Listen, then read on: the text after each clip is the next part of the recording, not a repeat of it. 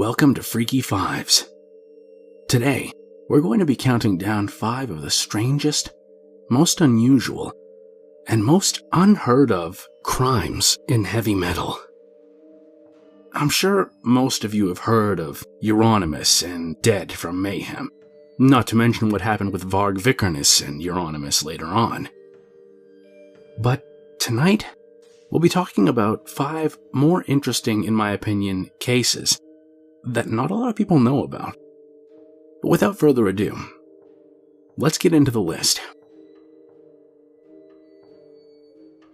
Number 5. Kurt Strubing. NME, which stands for No Mental Effort, was a black/thrash metal band that formed in 1983. The members were from the Tacoma, Washington area. The band originally formed as Night Prowler, with Kurt Strubing on guitar and vocals, Scott Tinsley on bass and vocals, Dean Putz on vocals, Kathy Bupane on drums, and T. Barber on guitar. They released 2 demo albums entitled Eat Death in 1983 and Back for Seconds in 1984. Putz and Barber parted ways with the band, and Brian Lapiton joined the group on vocals. Bupane left the group in 1984. Steve Meyer took over on drums.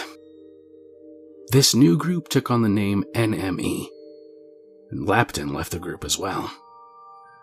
The band experienced moderate success, releasing albums entitled Unholy Death in 1986, Machine of War in 1985, which was then re-released in 1995, and Vermination in 2002. Lapiton rejoined the band in 2004. Their music has been covered by other bands such as Toxic Holocaust, Nun Slaughter, and Bunker 66. Members of the bands Pantera and Metallica have been photographed wearing NME shirts. Strubing was born November 26, 1965. He was adopted by a woman named Darlie. By all accounts, she was a loving and supportive mother. The two seemed to get along very well. Strubing didn't get along with his adoptive father, and his parents divorced. In early 1986, friends and family started to notice changes in Strubing. First, he cut his waist-length hair. Then, one night after band practice, while the band was cleaning up their rehearsal space, Strubing drank a bottle of carpet cleaner. He stripped naked and left the rehearsal space, heading home. Strubing later told people that he was trying to clean himself out. He was using drugs more heavily and became delusional and paranoid. He thought people were stealing his things and he was unable to sleep. Strubing assaulted a friend with a baseball bat because he was convinced that the friend was trying to kill him. Eventually, he began to think that everyone around him were robots. He believed himself to be an alien. On April 7, 1986, Strubing stabbed his 53-year-old mother with a pair of scissors and hit her in the head with a hatchet. He called 911 and waited for the police on his front porch, naked. In the police car, he was rambling and speaking nonsense. He was sent to a psychiatric hospital where he told doctors that he had cut his mother open in an effort to prove that she was a robot. He attempted suicide by jumping off his bed and smashing his head onto the concrete floor while at the hospital. Everyone that took part in Strubing's trial could tell that he was mentally ill. He pled guilty to second-degree murder. He was sentenced to 12 years in the penitentiary mental health unit. Strubing was released in 1994, having served 8 years. NME broke up due to Strubing's arrest, but reformed when he was released. Strubing got married and had a son in 2000. He began working at a printing company. His life seemed to have gotten back on track. He seemed stable and was working to help local metal bands. NME hired a manager. She and Strubing started a side company called Siren Spawn that helped young metal bands break into the music scene. He used his printing job to create promotional materials for bands and for the charity work and benefit shows that he was doing in the community. On March 9, 2005, 39-year-old Strubing was in his car on the Spokane Street Bridge in Seattle, Washington.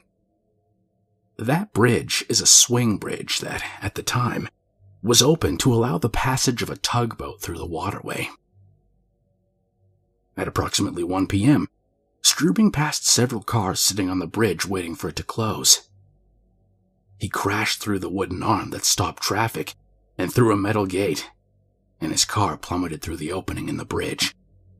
It fell 50 feet and crashed into the concrete below. Strubing was killed. His friends told reporters that he had seemed fine in the days leading up to the crash. To this day, it's unknown whether Strubing intentionally drove off the bridge or if it was an accident. Number 4. Grzegorz Gergielowicz. Infernum was a black metal band formed in 1992 by Grzegorz Gergielowicz and Tom Balrog in Wrocław, Poland. Gergielowicz, aka Kacharoth, and Anextia Maris played electric guitar, bass guitar, and sang vocals. Balrog played percussion. In 1993, the band produced a demo called The Dawn Will Never Come. In early 1994, Balrog left the band. Maciej Dabrowski, known as Capricornus, took over percussion for the band. The duo released an album called Tar Nu Fwyn. Infernum recorded When the Light Has Died before the original members of the band called it quits. At the same time, Gergielowicz was also in a band called Graveland, which was formed in 1991 by Rob Darkin. Dabrowski joined the band and he and Gergielowicz planned to live together. Gergielowicz wanted to paint the walls of their shared house black and to sleep in a coffin. At this time, the Polish Secret Service, or UOP, became interested in those involved in the black metal scene. They were concerned about the extreme ideas and crimes associated with the genre and its performers. Darkin told others that the Secret Service targeted Gergielowicz, who had a history of mental illness, namely schizophrenia. Darkin believed that the UOP were aware of this and used it to acquire information from him. As the pressure on Gergielowicz increased and his mental state deteriorated, he began fighting with Dabrowski. In 1997, he was admitted to a mental health facility. Gergielowicz told Dabrowski and Darkin that he was kidnapped after a recording session and beaten by the UOP. They only released him after he promised to force the breakup of Graveland. He told his bandmates that if they continued recording, they would all be killed. The two men ignored Gergielowicz and continued recording. Angry that he was being disregarded, Gergielowicz denounced Graveland and distanced himself from Darkin and Dabrowski. Gergielowicz fell deeper and deeper into his mental illness and began telling wild stories, alienating himself from his other friends.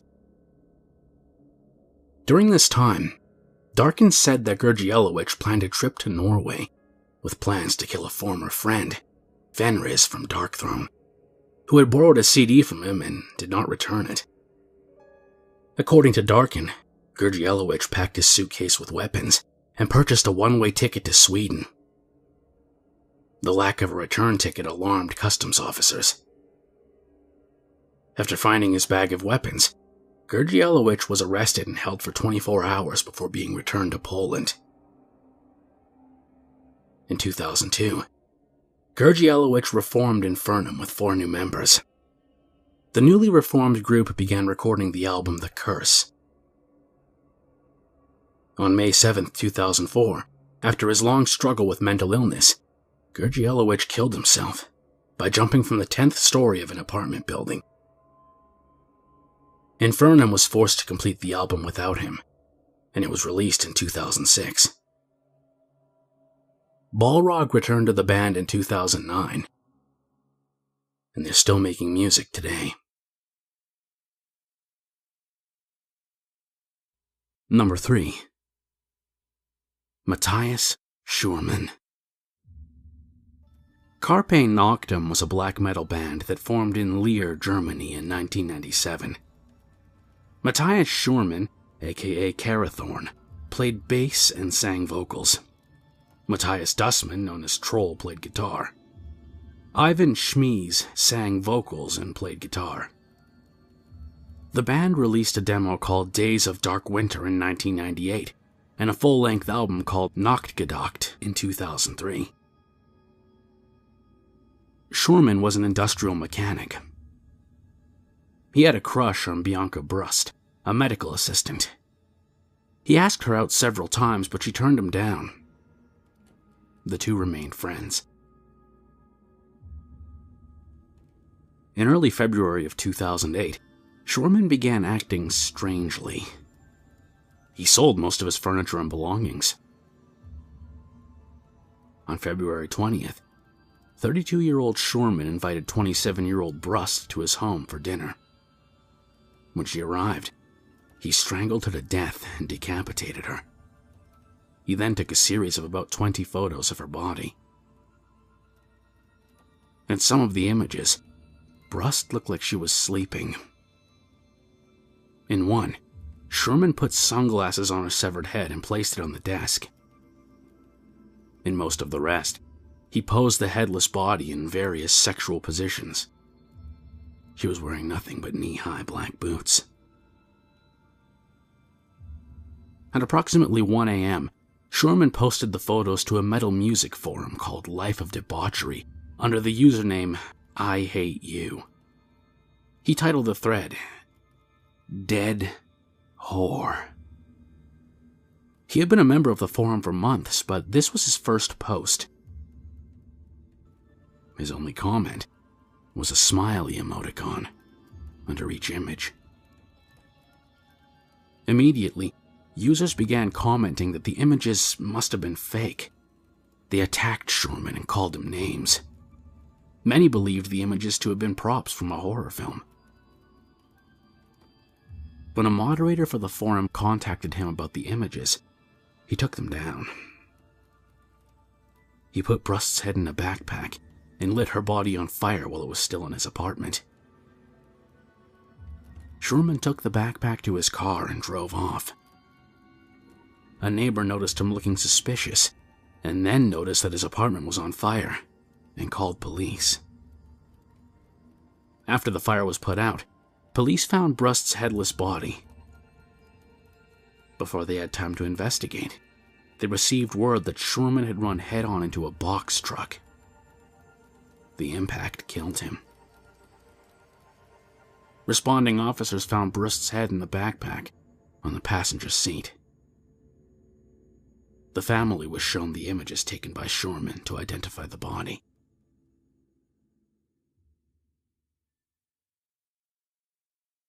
Number 2. Samong Trisatha.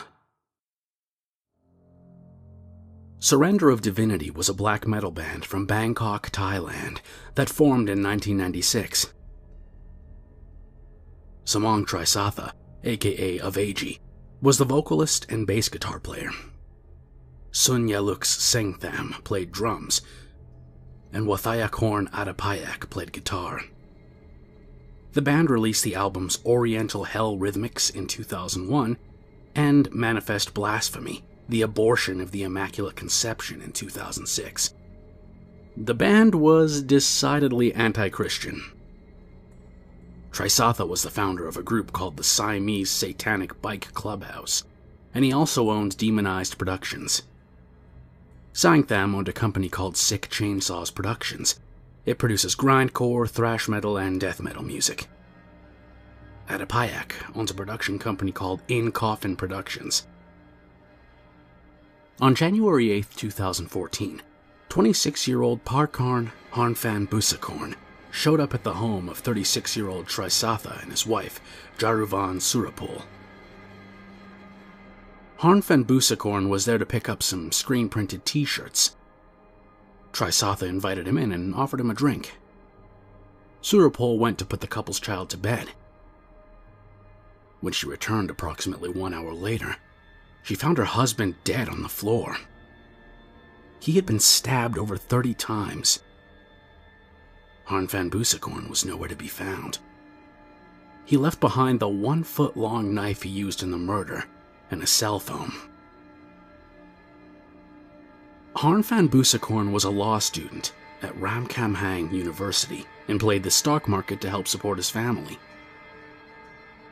Shortly after the murder, a Facebook user who called himself Maleficent Meditation posted a picture of what appeared to be Trisatha dead in his home. The photo was accompanied by a statement from the killer. The nuances of the message don't easily translate to English, but the poster claimed to have been suicidal for years. Before he killed himself, he wanted to murder men that tarnish Satanism. He went on to say he had more respect for Christians than those who pretend to be Satanist. He claimed that Trisatha was a pretender. The post ended with the words, "Hail Satan." The poster wanted people to know that he was not a fan of the band and that he hoped people would not associate Trisatha's death with famous murders like that of John Lennon. In the message, the poster claimed that he brought the knife to Trisatha's home with the intent to kill him. He also claimed that he continued stabbing Trisatha as the victim begged him to stop and tried to get away. After he killed Trisatha, the poster said he returned to his hotel room where he meditated on his crime. He said that he did not regret his actions and had a passion for cold blood. Police believed that both the picture and the confession were authentic. They also believed that the post originated from Harn van Busakorn. In less than a week, the post had almost 2,000 shares. Sales of the band's merchandise on eBay increased dramatically in the days after the message was posted. Police raided the home of Harn van Busakorn's stepfather, a lawyer, but he told police that he hadn't seen his son since before the murder. Harn van Busakorn hid out and lived in his car for nearly a month, but finally returned to the home of his stepfather, who demanded that he turn himself in. Harn van Busakorn denied that he went to Trisatha's home with the intent to kill him. He also said that he was not the author of the Maleficent Meditation post. Harn van Busakorn instead claimed that he and Trisatha were discussing Satanism, and the conversation got heated. Harn van Busakorn called Trisatha a false Satanist, so Trisatha pulled a knife on him. Harn van Busakorn claimed that he was able to take the knife and turn it on Trisatha in self-defense. Harn van Busakorn was convicted and sentenced to 20 years for the murder. After Trisatha's death, his wife took over as the leader of the Siamese Satanic Bikers. Number 1. Seth Putnam and Josh Martin. Anal Cunt, also known as AXCX or AC, was a grindcore band from Newton, Massachusetts. Seth Putnam started the band in 1988. He and Mike Mahan played guitar. Tim Morse played drums. You can tell by the name of the band alone that they were a group that liked to push boundaries. Due to censorship, the band was forced to put AC on the cover of some of their albums. But just to push the envelope, the letters were shaped like an anus and vagina. Putnam admitted that the name of the band was just him trying to be offensive. His original idea was to create more noise than music. The original tracks the group recorded had no rhythm, beat, lyrics, or titles. AC started out playing in basements and living rooms of family and friends of the band members before playing live on the radio at Brandeis University. The band was approached by several record companies, but they turned them down. The band went on its first European tour, but broke up shortly after. The band reformed in 1991 with Fred Ordonez replacing Mayhem. The band went on a second European tour. It was a disaster. Shortly before the tour began, Morse quit the band. They attempted to hire a new drummer whilst on the road. Most of the shows ended with Putnam and Ordonez, a former boxer, getting drunk and punching audience members. In 1992, John Kozik joined the band on guitar and Putnam became the vocalist.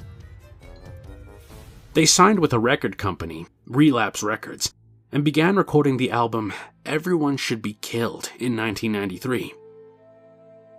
Ordonez left the band, returned, and was kicked out during this time.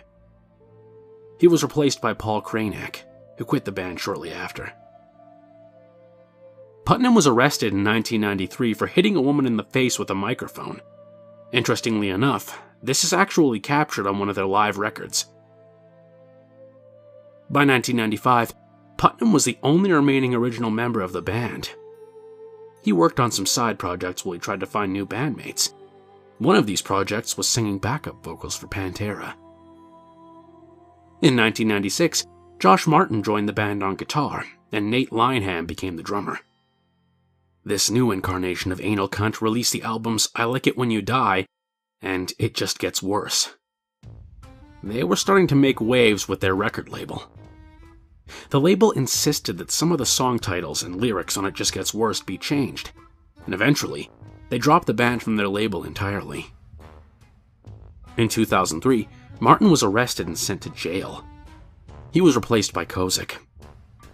Linehan quit, and Gillis took his place.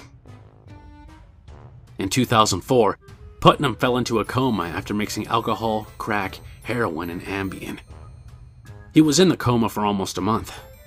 Doctors were ready to remove him from life support, but his mother refused. When he woke up, he was paralyzed and suffered severe nerve damage. He underwent months of physical therapy to learn how to walk and eat again. During this time, he was put on antidepressants. In an interview after his coma, Putnam said that he could still outdrink and outdrug the average person, and that he was still doing heroin, cocaine, and drinking. As soon as he was able to, he began playing with the band. His first show after the coma, he sat in a chair for the entire show. This didn't stop the band from performing their song You're in a Coma from the album I Like It When You Die. Putnam continued with the band despite his failing health. During a performance in Norway, he passed out and lay unconscious on stage for the entire show. Kozik and Gillis had had enough. They quit. Martin, no longer in jail, and Linehan rejoined Putnam and released the album Defenders of the Hate in 2007. In 2008, Martin returned to jail, and Linehan quit again. For the 20th anniversary of the band, Putnam, Morse, and Mahan recorded an album and toured. Putnam and Morse stayed on after the reunion tour, and Martin rejoined the band when he was released from jail. The band completed their final tour on April 30th, 2011. On June 11th, 43-year-old Putnam died of a heart attack, and the band was officially over, for good. On May 28, 2018, 45-year-old Martin was goofing around on an escalator at the Providence Place Mall in Rhode Island. He was riding on the handrail when he fell off and landed headfirst on a table in the food court. He died from his injuries. He was the third person to fall from this escalator. He was the second to die as a result of this fall. Shortly before his death, Martin caused a commotion while Gene Simmons was accepting the key to the city of Providence, Rhode Island. Simmons left the stage and attempted to find Martin in the crowd. Video footage of this incident can be found on YouTube.